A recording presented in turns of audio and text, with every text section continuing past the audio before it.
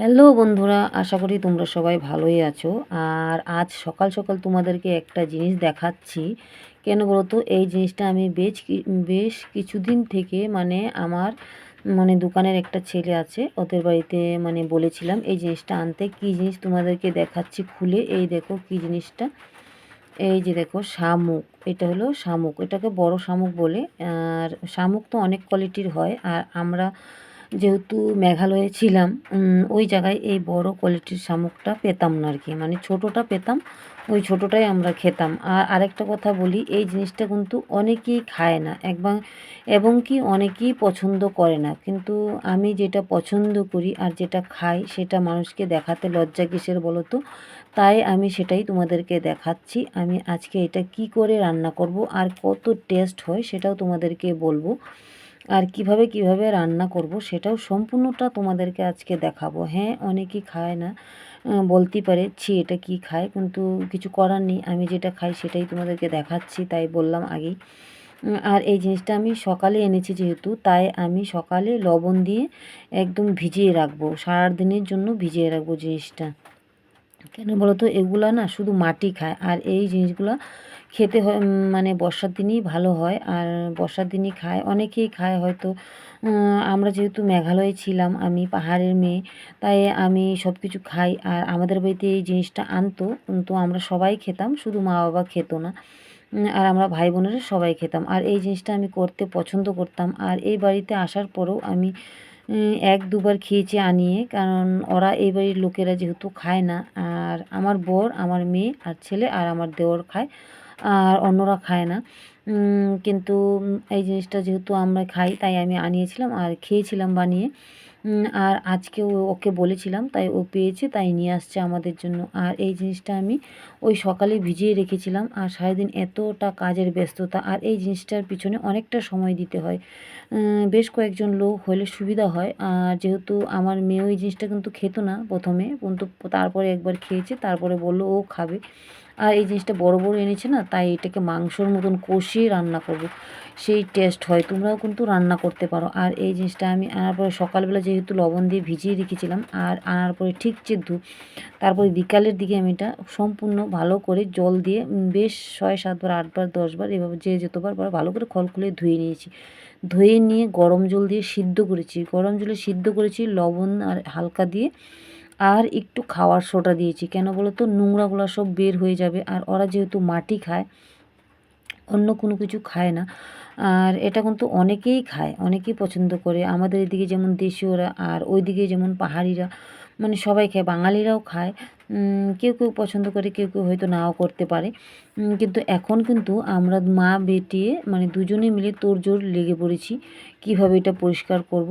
আর মেয়ে কখন থেকে বলছিল মা এটা তাড়াতাড়ি সিদ্ধ করে দাও, আমি পরিষ্কার করব। আর দুজনে দুটা কাঁটা চামচ নিয়েছি, আর বড় বড় যেহেতু, তার জন্য আমার একটু সুবিধাই হয়েছে, আর সবগুলো বের করে মাংসের মতন রান্না করতে পারবো। কিন্তু এই জিনিসটা পরিষ্কার করা এতটা সোজা না, এতটা সহজও না, অনেকটা সময় নিয়ে করতে হয়, আর অনেক নিখুঁতভাবে পরিষ্কার করতে হবে, যেহেতু ভিতরে মাটি থাকে, ওরা যেহেতু মাটি খায়। আর ওটা দেখে দেখে তোমরা বুঝতে পারবে, অনেকেই দেখে দেখে কিন্তু পরিষ্কার করতে হবে। আর কিছুটা কিন্তু বের হচ্ছে না, তার জন্য কিছুটা আমি আবার পুঁতা দিয়ে ভেঙে ভেঙে এগুলো বের করছি, আর মেয়ে উপরেরটা বের করে দিচ্ছে, আর ভিতরেরটা আমি বের করব।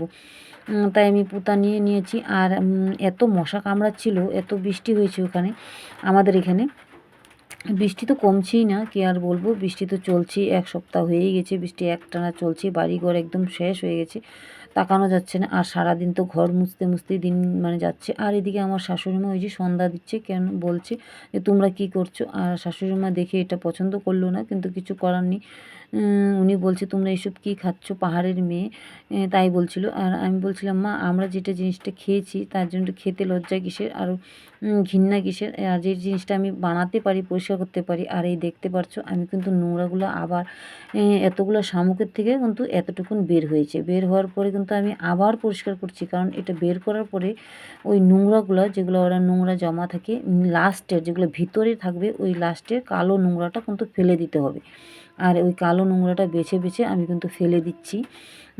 আর উপরের মাংসটুকুই আমি রাখবো, কেন বলো তো? নিচের মাংসটুকু খাওয়া যাবে না, ওইটা ছোট যখন থাকে শামুকটা তখন আমরা ওইটা পিছনটা কেটে ফেলে দিই। আর এই যেহেতু এই শামুকটা বড়, তার জন্য এটা সম্পূর্ণটা মাংসটা বার করছি। বার করে তারপরে আবার পরিষ্কার করছি।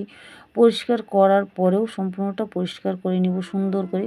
পরিষ্কার করার পরে আবার গরম জল করব আমি। গরম জল করে আবার ভালো করে ধোবো ২-৩ বার। কেন বলো তো, এগুলোর ভিতরে বালু থাকে, প্রচণ্ড বালু। আর এটা এদিককার মানুষ বেশি একটা খায় না।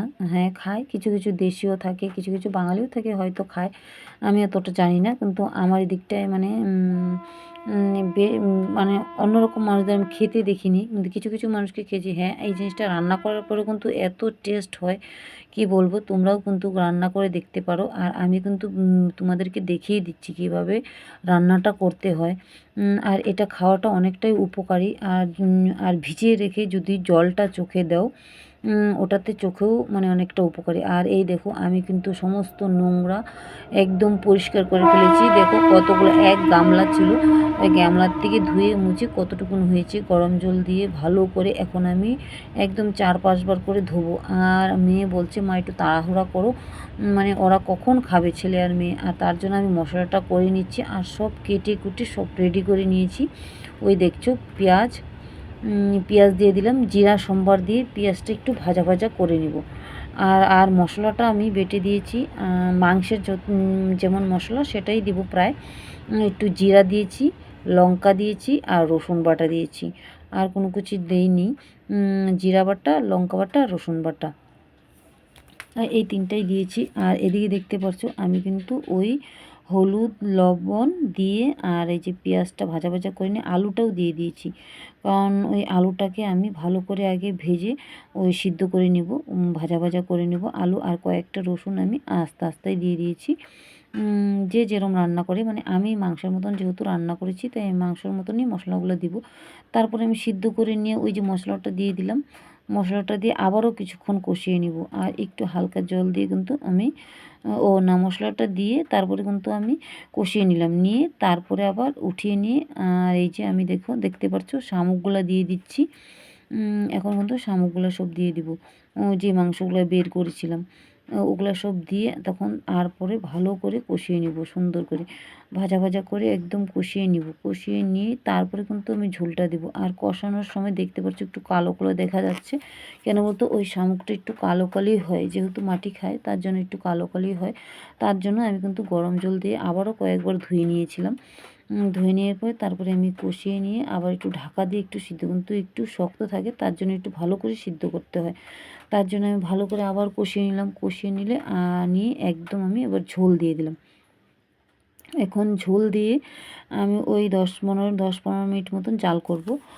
কেন বলো তো, জাল না ভালো করে সিদ্ধ না করলে না টেস্ট হবে না জিনিসটা। আর তারপরে দেখো এই যে আমি মিট মশলাটা দিচ্ছি লাস্ট ফিনিশিংয়ে। মিট মশলাটা দিয়ে তারপরে আমি একদম পুরা জাল করে নেব। জাল করে একদম শুকিয়ে নেব, শুকনো শুকনো করে নেব, পুরা সিদ্ধ করে একটু ঢাকা দিয়ে নেব হালকা। তারপরে আমি খুলে দিব।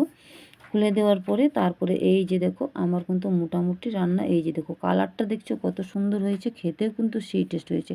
আর আমার দোকানের ছেলেগুলো পাগল হয়ে গেছে ওটা দেখার পরে, খাবে বলে।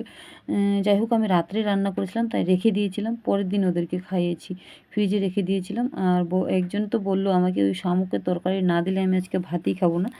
যাই হোক, এটা নিয়ে আমরা অনেকক্ষণ একটু হাসাহাসি করলাম, যে কী জিনিসটা আমি রান্না করছি যে ওরা পাগল হয়ে গেছে খাওয়ার জন্য। যাই হোক, আমি আজকে আবার রুটি দিয়ে খাবে আজকে আমার বাড়িতে। আর অন্যদিন বর একটা রুটি খায়, আজকে বর 3টা রুটি খেয়ে ফেলেছে ওই শামুকের তরকারি দিয়ে। আমি ভাবতেই পারিনি শামুকের তরকারিটা এত টেস্ট হবে। আর তোমরাও রান্না করতে পারো, পছন্দ হলে লাইক কমেন্ট শেয়ার করো, সাবস্ক্রাইবও করে দিও।